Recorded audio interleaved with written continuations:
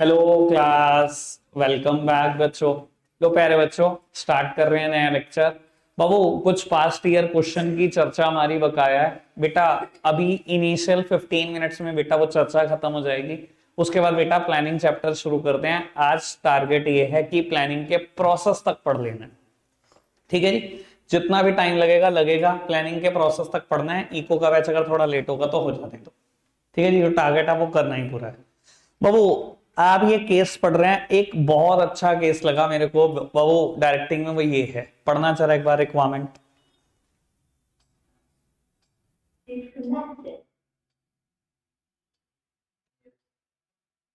बेटा एक assumption mention है यहाँ पर मैस्लो नीड हायरार्किकल थ्योरी की, वो पता लग जाएगा। आइडेंटिफाई करनी है आपको, तो बची हुई 3 लिखनी है। ठीक है जी। 4 असम्पशन है, आपको भी पता है। मैंने कहा था बेटा अगर Maslow need hierarchical theory paper में ना है तो असम्पशन के आने के चांसेस लगभग कंफर्म होते हैं।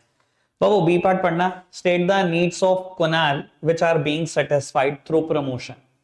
बाबू प्रमोशन से कौन सी नीड सेटिस्फाई हुई है कुनाल की? चलो बेटा करेंगे बात इसकी भी। मुझे इनका आंसर थोड़ा अटपटा लगा, उसकी भी बात बात में करूंगा आपसे। पहले आप केस पढ़ना फटाफट से। केस अच्छा है मैंने बोल दिया ना, तो बाबू कुछ तो होगा इसके अंदर।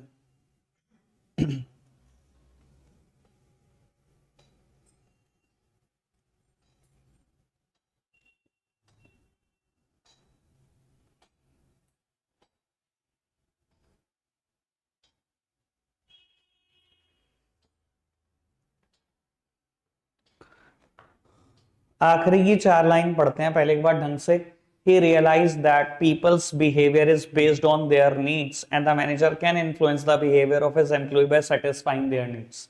बाबू आपको पता है ये पहली हेडिंग है अजम्पशन की हमारे नोट्स में, जिसकी हेडिंग का मैंने नाम चेंज कराया था, need are the basis to any human behaviour.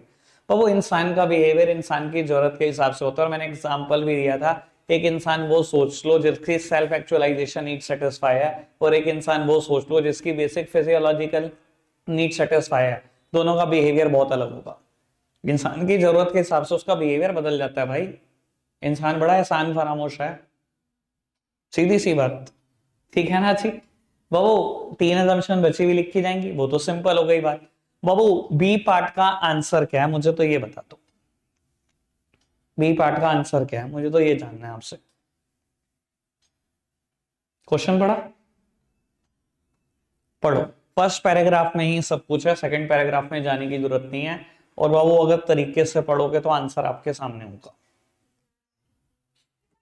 बाबू शिविका बोल रही है लास्ट की 3 लाइन, ठीक है मैंने भी यही सोचा था। Kunal was very happy on his promotion, क्योंकि उसने पूछा प्रमोशन से कौन सी नीड सेटिस्फाई हुई। As now he had become what he has capable of becoming. और आपको अगर नोट्स पढ़े हो कभी भी मेरे, तो बेटा ये बात पढ़कर देख लेना, सेल्फ एक्चुअलाइजेशन नीड में एज इट इज लिखी है। एक इंसान अपने आप को जिस चीज के कैपेबल समझता अगर वहीं पहुंच जाए ना बेटा, उसके बाद कोई चीज उसको मोटिवेट नहीं कर सकती। It is a self actualisation need. पर बाबू अगर आप प्रैक्टिकली देखो तो इस क्वेश्चन में ना 2 बार प्रमोशन की बात हुई है। एक बार बेटा वो डिप्टी मैनेजर भी तो बना था, डिप्टी प्रोडक्शन मैनेजर। और यहां पर क्या हुआ देखो, कितना हिंट है, कितने हिंट है। He had status, prestige and was well respected by all in the company. Self respect, respect from other, that means esteem need. ठीक है ना जी। बाबू कोशिश करना टीचर को कोई भी नंबर ना दे के आओ। दोनों प्रमोशन पता है ना, दोनों के बारे में लिख दो। यहां पर एस्टीम नीड सेटिस्फाई हुई और यहां पर बेटा सेल्फ एक्चुअलाइजेशन। ठीक है जी। बाबू इन्होंने तो खैर माशाल्लाह, इन्होंने तो सीधा का सीधा बेटा एस्टीम नीड लिखी, खत्म कर दी, प्रेस्टीज रिस्पेक्ट की बात लिखी। और मैं सोच के बैठा था जब मैंने पढ़ा, तो मैं तो सेल्फ एक्चुअलाइजेशन ही सोच के बैठा था।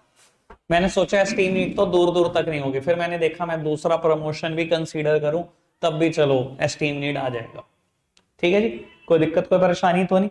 बाबू 17th ये केस पढ़ेंगे, एक बार क्वेश्चन पढ़ लेते हैं।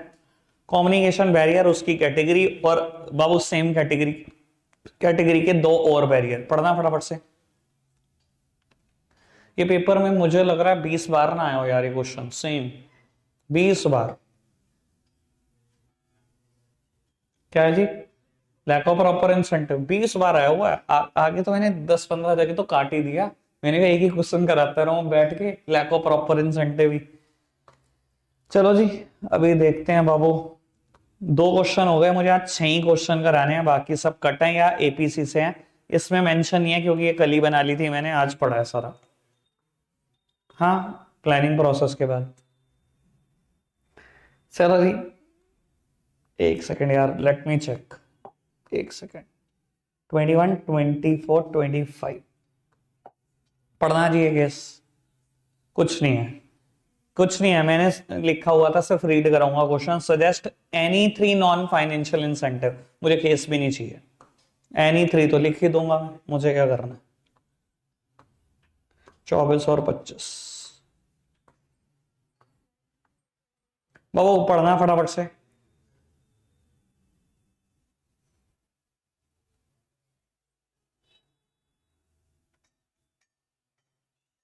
क्या है जी?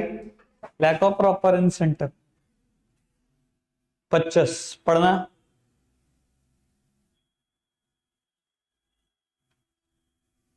बस ये पैराग्राफ पढ़ दो। लैक ऑफ अटेंशन, ठीक है जी। चलो बस अब एक क्वेश्चन और पढ़ना है 6 मार्क में, शायद 3 5th। हाँ जी, प्लानिंग अभी शुरू कर रहे हैं 2 मिनट के अंदर अंदर।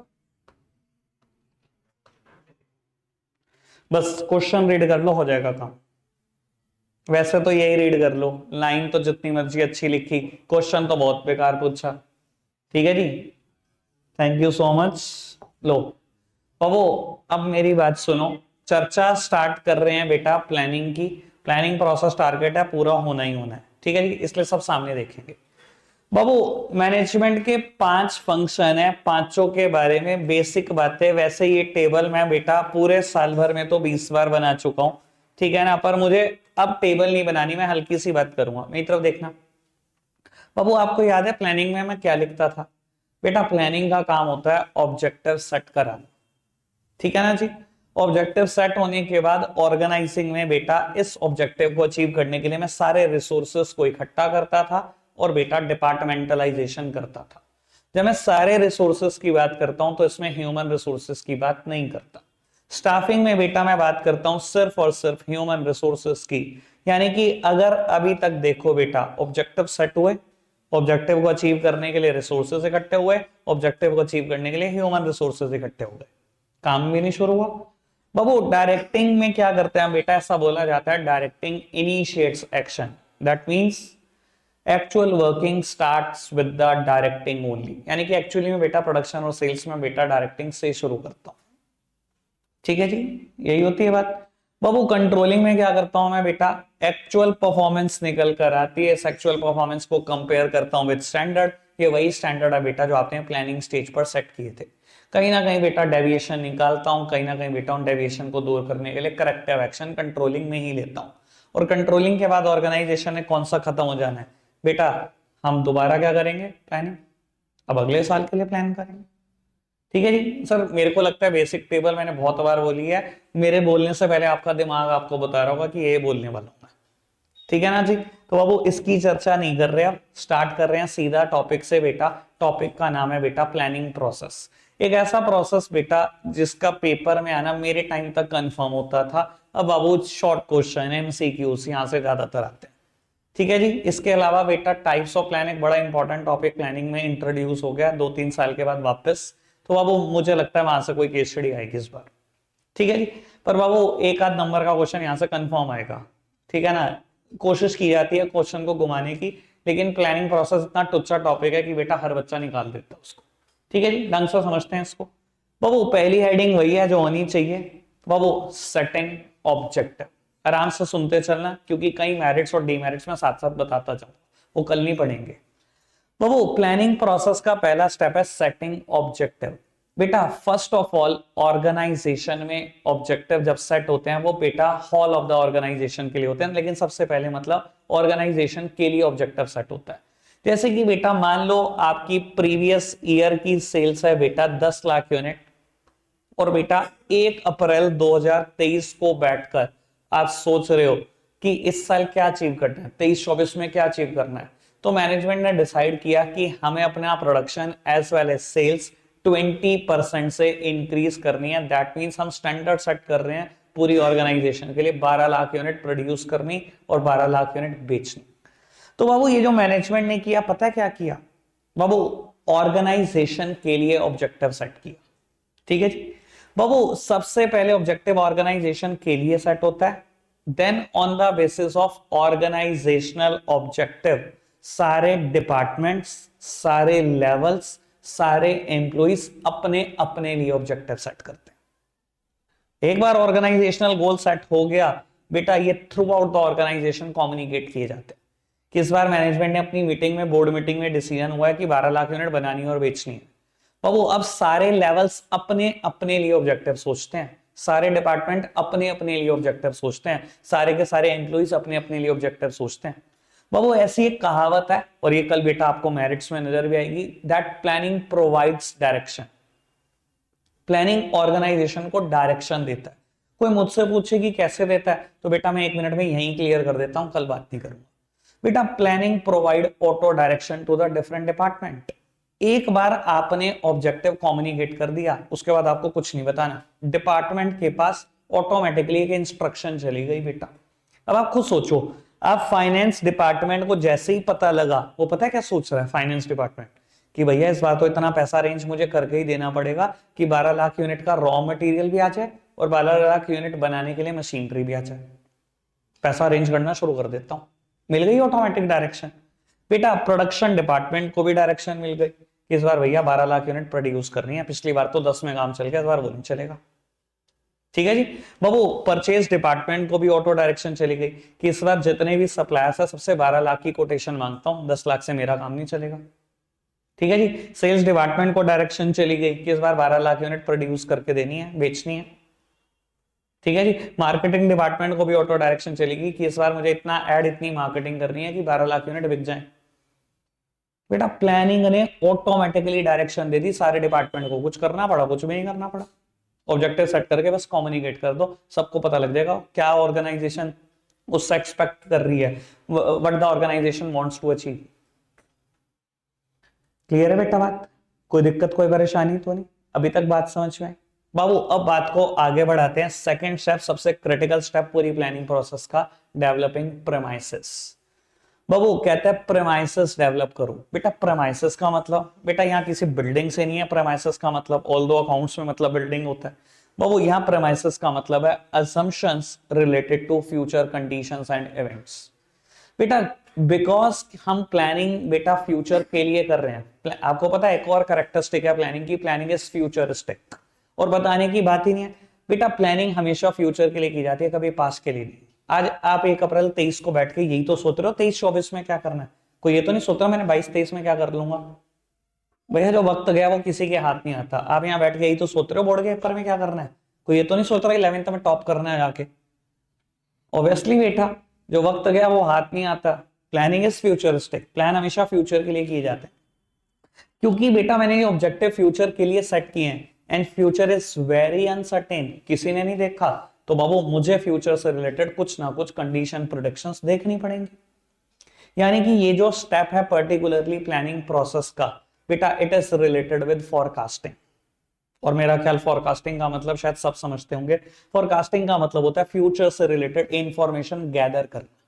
देखो देखा किसी ने नहीं है फ्यूचर, पर बेटा हम कहीं ना कहीं फ्यूचर में झांकने की कोशिश करते हैं, कहीं ना कहीं कोई इंफॉर्मेशन गैदर करने की कोशिश करते हैं कि देख लें गवर्नमेंट पॉलिसी चेंज तो नहीं हो रही हमारे बिजनेस के लिए, हमारे कॉम्पिटिटर की पॉलिसी क्या है, टैक्स रेट का तो कुछ नहीं कर रही गवर्नमेंट हमारे से रिलेटेड, इन्फ्लेशन रेट में तो कोई मास चेंज नहीं हो रहा। हम सब कुछ जानने की कोशिश करते हैं जो हमें पता लग सकता है। यह है बेटा प्रेमाइसेस डेवलप करना। और आपको एक बात और बता देता हूं बेटा, आपके प्रेमाइसेस के बेसिस पर ऐसा हो सकता है आपको अपने गोल्स में कुछ चेंजेस करने पड़े, वो भी आप कर लेते हो। जैसे कि बेटा प्रेमाइसेस में आपको पता लगा कि लास्ट ईयर इन्फ्लेशन रेट 3% था, इस साल इन्फ्लेशन रेट 8% के आसपास रहने की उम्मीद है। तो आपको लगा यार 5% तो महंगाई बढ़ जाएगी। ये जो मैंने 10 लाख की सेल पिछली बार की है, मैं अब रुपये में कन्वर्ट कर रहा हूं ताकि एग्जांपल को मैं फिट कर सकूं। मान लो आपने पिछले साल 10 लाख रुपए की सेल की है, इस बार टारगेट था 12 लाख यूनिट जो आपने पहले स्टेप में सेट किया। फिर आपने देखा यार इन्फ्लेशन ही 5% से बढ़ रहा है, तो 5% तो महंगाई की वजह से ही सेल बढ़ जाएगी मेरी। तो इस बार क्या कर रहा हूं, 10 लाख से 10-50 तक तो महंगाई की वजह से ही बढ़ रहा हूं, और मुझे 2 लाख और बढ़ानी है, तो मैं ऑब्जेक्टिव को चेंज कर लेता हूं। मैं अब 12 लाख नहीं, मैं 12.5 लाख रुपए की सेल करना चाहता हूं। 50,000 तो इन्फ्लेशन की वजह से ही होगी, अपने आप ही हो जाएगी। समझ में आई बेटा बात? प्रेमाइसिस का मतलब होता है बेटा फ्यूचर कंडीशंस को, फ्यूचर इवेंट्स को, फ्यूचर से रिलेटेड चीजों को प्रोडक्ट करना, फोरकास्टिंग करना, फ्यूचर से रिलेटेड इंफॉर्मेशन को गैदर करना, और उसके हिसाब से बेटा अगर कोई चेंजेस रिक्वायर्ड है ऑब्जेक्टिव में तो वो कर लेना। ठीक है जी, चेंजेस कर लिए बाबू। अब आगे बढ़ाते हैं बात को। अगले 3 स्टेप सबसे इंपॉर्टेंट हैं बेटा प्लानिंग के, आराम से सुनना यहां पर बाबू, तीनों साथ साथ ही होंगे बेटा। जब आप नोट्स पढ़ोगे तो थर्ड हेडिंग लिखी है identifying alternative courses of action, fourth लिखी है इवेलुएटिंग ऑल्टरनेटिव कोर्सेज, और फिफ्थ लिखी है सेलेक्टिंग एन ऑल्टरनेटिव। ठीक है जी, आराम से सुनना और समझना बाबू। थर्ड क्या लिखी है, identifying alternative courses of action. बेटा ऑब्जेक्टिव तो सेट हो गया, 12.5 लाख रुपए का सेल करना है या 12.5 लाख यूनिट सेल करनी है बाबू। अब किसी काम को करने का सिर्फ एक तरीका हो, सेल को बढ़ाने का एक तरीका हो, ऐसा तो हो नहीं सकता। मैं हमेशा बोलता हूं मुझे यहां से घंटाघर जाना है बेटा, एक तो रास्ता नहीं है, 4-5 रास्ते हैं बाबू। इस ऑब्जेक्टिव को अचीव करने के 4-5 रास्ते हो सकते हैं। ये स्टेप कहता है आइडेंटिफाई कर लो सभी ऑल्टरनेटिव। और आप मैनेजर बेटा इसलिए ही हो क्योंकि आप यहां जोर डाल सकते हो, तो जोर डालो टॉप मैनेजमेंट, सोचो सारे रास्ते कैसे कैसे सेल बढ़ा सकते हो।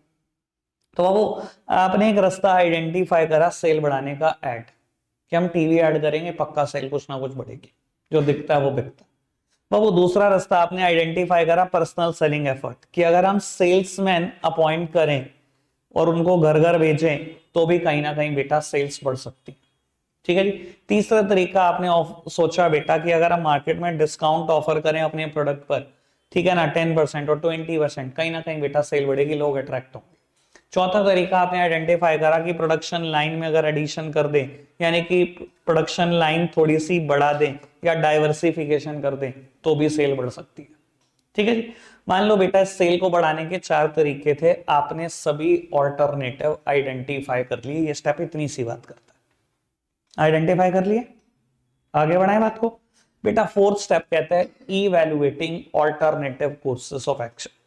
बाबू इवैल्यूएट करना शुरू करो अब ऑल्टरनेटिव को। इवैल्यूएशन मतलब एनालिसिस बाबू, इन सभी के सभी ऑल्टरनेटिव को एनालाइज करना शुरू करो, और एनालाइज करते टाइम सबके पॉजिटिव और नेगेटिव एस्पेक्ट्स लिखने शुरू कर दो बेटा। ऐड के बहुत सारे पॉजिटिव एस्पेक्ट्स है ना, पॉजिटिव, बहुत बड़ी रीच है ना ऐड की, पढ़ चुका हूं मार्केटिंग यार, ठीक है ना। पर बाबू बहुत सारी लिमिटेशन भी तो पड़ी है ऐड की, लेस फोर्सफुल, इनफ्लेक्सिबिलिटी, वो भी तो है।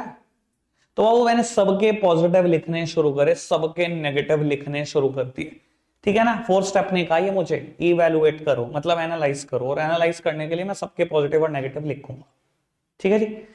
फिफ्थ स्टेप कहता है सेलेक्टिंग एन ऑल्टरनेटिव।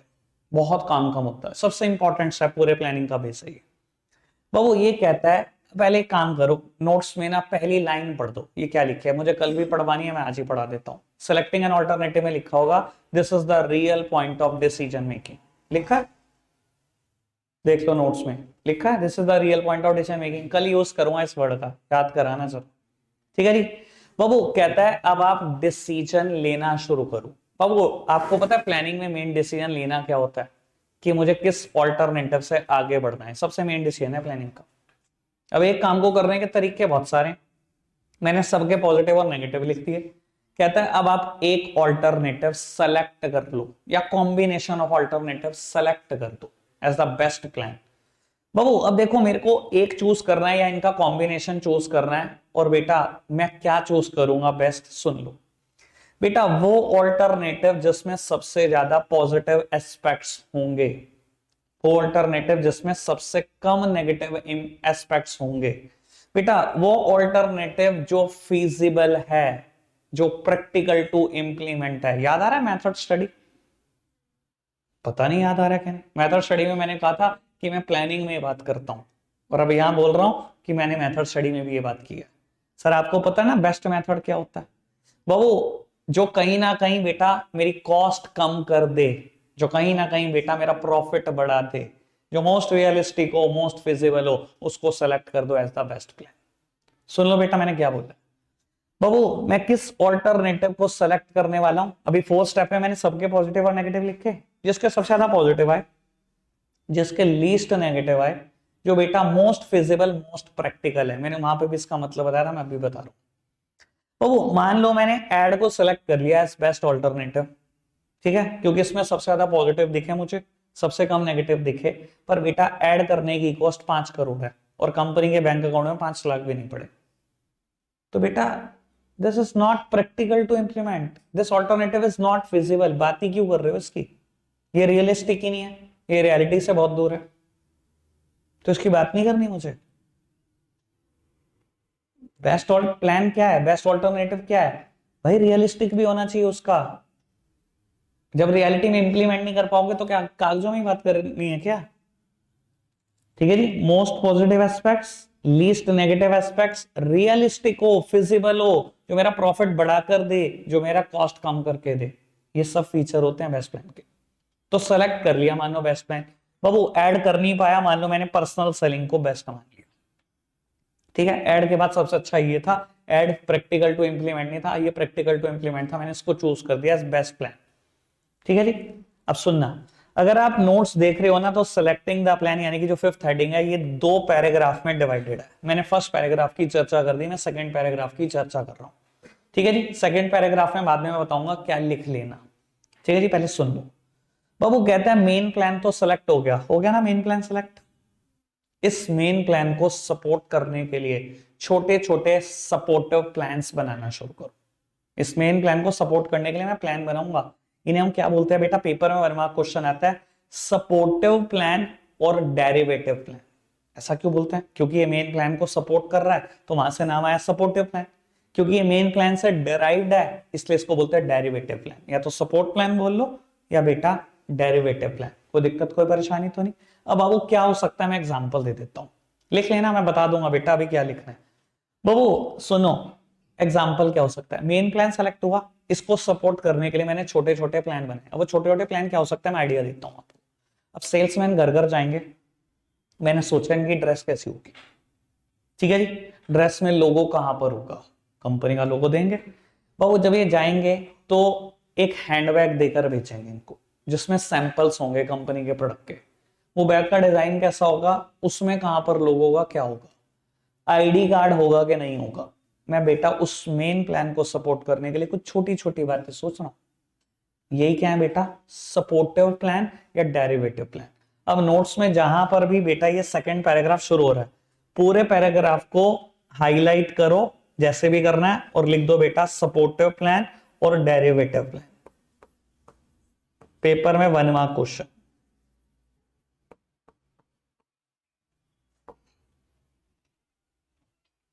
ठीक है जी, बात समझ में आती है? देखो बेटा, मतलब प्लानिंग प्रोसेस से टुच्चा कुछ नहीं हो सकता। बच्चों को लगता है मुश्किल, मुझे तो लगता है सबसे आसान, पढ़ाने में भी सबसे आसान, ठीक है ना बेटा। और अगर समझदार कोई बैठा समझने, तो वो 1 मिनट में ग्रैब कर जाएगा। इसे क्या रटना है, ऑब्जेक्टिव सेट हुआ, प्रेमाइसिस के बेसिस पे ऑब्जेक्टिव में जो चेंज करने थे कर लिए। एक उस ऑब्जेक्टिव को अचीव करने का एक रास्ता तो नहीं सकता, बहुत सारे रास्ते होते हैं, सब आइडेंटिफाई करो, सबके पॉजिटिव नेगेटिव लिख लो, मेन प्लान को सेलेक्ट कर लो, जिसमें ज्यादा पॉजिटिव कम नेगेटिव, जो मोस्ट फिजिबल मोस्ट रियलिस्टिक है मोस्ट प्रॉफिटेबल है लीस्ट कॉस्ट वाला है, उसको मेन प्लान सेलेक्ट कर दिया। उसको सपोर्ट करने के लिए छोटे छोटे प्लान बना लिए, डन, इतनी बात, कोई दिक्कत कोई परेशानी तो नहीं। 6th heading, implement the plan. मैं एक लाइन बोलूंगा, सुनना जरा आराम से। बाबू कहता है कि प्लान सिर्फ कागजों पे तैयार करने से तो ऑब्जेक्टिव अचीव होने से रहे, इंप्लीमेंट भी तो करना पड़ेगा। कहता है while implementing the plan the other managerial functions come into the picture. बेटा जब आप प्लान को इंप्लीमेंट करने लगोगे ना, तो मैनेजमेंट के दूसरे फंक्शन भी पिक्चर में आ सकते हैं। और बेटा कहता नहीं है, एक्चुअली में आ जाते हैं पिक्चर में, और 2 फंक्शन ज्यादातर आ ही जाते हैं। अब वो मैंने इसको मेन प्लान सेलेक्ट करा, मैंने ऑर्गेनाइजेशन में जब इसको इंप्लीमेंट करना शुरू करा ना, तो कहीं ना कहीं बेटा मैनेजमेंट के दूसरे फंक्शन आने लगे पिक्चर में। कैसे आने लगे सुनना, मैंने देखा मेरी ऑर्गेनाइजेशन में सेल्समैन तो सिर्फ 5 है, और मुझे चाहिए 50, यानी कि 45 सेल्समैन की रिक्रूटमेंट होगी, यानी कि स्टाफिंग पिक्चर में। मैंने देखा कि बेटा इनको मुझे बहुत सारे रिसोर्सेस भी देने हैं, 50 लोगों को, सबके बैग्स अरेंज करने हैं, सबके आईडी कार्ड अरेंज करने हैं, सबकी ड्रेसेस अरेंज करनी है, रिसोर्सेज इकट्ठे करने हैं। वो तो ऑर्गेनाइजिंग में होता है, ऑर्गेनाइजिंग भी पिक्चर में आ गया। बेटा बच्चे मुझसे अक्सर पूछते हैं पूरा पूरा साल पढ़ने के बाद कि ऑर्गेनाइजेशन में सच में ऐसा होता है कि पहले प्लानिंग होती है, ऑर्गेनाइजिंग होती है, फिर स्टाफिंग, डायरेक्टिंग, कंट्रोलिंग। और मैं हमेशा की आंसर करता हूं बच्चों, पांचों चीजें इकट्ठी चल रही होती है, आपको पता ही नहीं होता कब क्या चल रहा है, सारे ही कॉन्टिन्यूस है। अब आप देख लो किसी भी ऑर्गेनाइजेशन में जाकर, बोर्ड मीटिंग तो चल रही है पर एक्चुअल प्रोडक्शन भी नहीं रुक रहा, और एक रूम में बैठा हुआ एचआर इंटरव्यू भी ले रहा है, स्टाफिंग भी चल रहा है, और कहीं ना कहीं परचेस मैनेजर कोटेशन मांग रहा है बेटा, और बाबू कहीं ना कहीं रॉ मटेरियल भी खरीद रहा है, यानी कि रिसोर्सेस भी अरेंज कर रहा है, यानी कि ऑर्गेनाइजिंग भी कर रहा है, सब कुछ साथ साथ चल रहा होता है।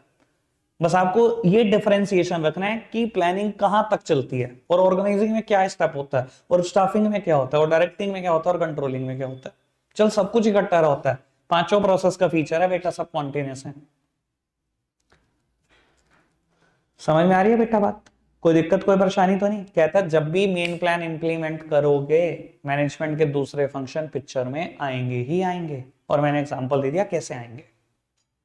समझ आ गई बेटा बात? And last step is follow up action, और इसके बाद बेटा आज माइंड अप कर देंगे बात। टारगेट से तो आसपास ही हम। वो फॉलो अप एक्शन क्या कहता है, अगर आप कहोगे तो एक टॉपिक और भी करा सकते हैं टारगेट पूरा होने के बाद।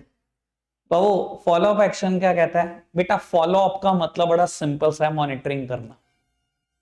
देखो अगर ये सोचे ना टॉप मैनेजमेंट कि मैंने प्लान इंप्लीमेंट कर दिया, मान लो ये प्लान बनाने में आपको लगे 10 15 20 दिन, ठीक है जी, 20 दिन लगे, 1 अप्रैल से 20 अप्रैल आ गई, और आज आपने 21 अप्रैल को मेन प्लान बनाकर दे दिया, सपोर्टिव प्लान इंप्लीमेंट करना शुरू करो। चलो जी ठीक है, अब तो मैं घर चलू और आऊंगा 31 मार्च को, मैं तो टारगेट अचीव चाहिए। सर मिलेंगे कभी? कभी नहीं मिलेंगे बाबू। ये कहता है प्लानिंग कोई एक दिन का काम नहीं है। मैं एक और फीचर बोलने जा रहा हूं प्लानिंग का, कल समय बचाना बेटा। प्लानिंग एक कॉन्टिन्यूस प्रोसेस है, ये कोई 20 दिन का काम नहीं है कि 20 दिन के बाद आप घर चले गए और 31 मार्च को टारगेट बने बनाए पके पकाए मिले आपको और 12.5 लाख यूनिट बिक भी गई। बाबू ये कहता है प्लानिंग एक कॉन्टिन्यूस प्रोसेस है, आपको रेगुलरली ऑर्गेनाइजेशन में आना है, रोज मॉनिटर करना है कि ये जो आपने अजम्पशन सेकंड स्टेप में ली थी, सेकंड स्टेप क्या था, डेवलपिंग प्रीमाइसेस, मैंने फ्यूचर से रिलेटेड अजम्पशन ली थी ना, whether these assumptions are holding true और not, and if these are not holding true then immediate changes are required in the plan.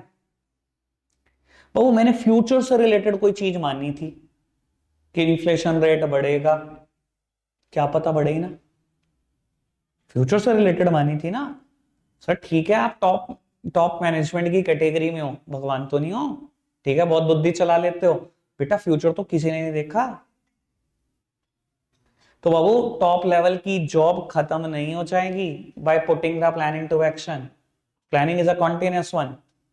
तो आपको क्या करना है, रोज मॉनिटरिंग करनी है, whether your assumptions are holding true और नॉट, और अगर वो सच नहीं निकल रही और प्लान में चेंजेस रिक्वायर्ड है, सब चेंज करो।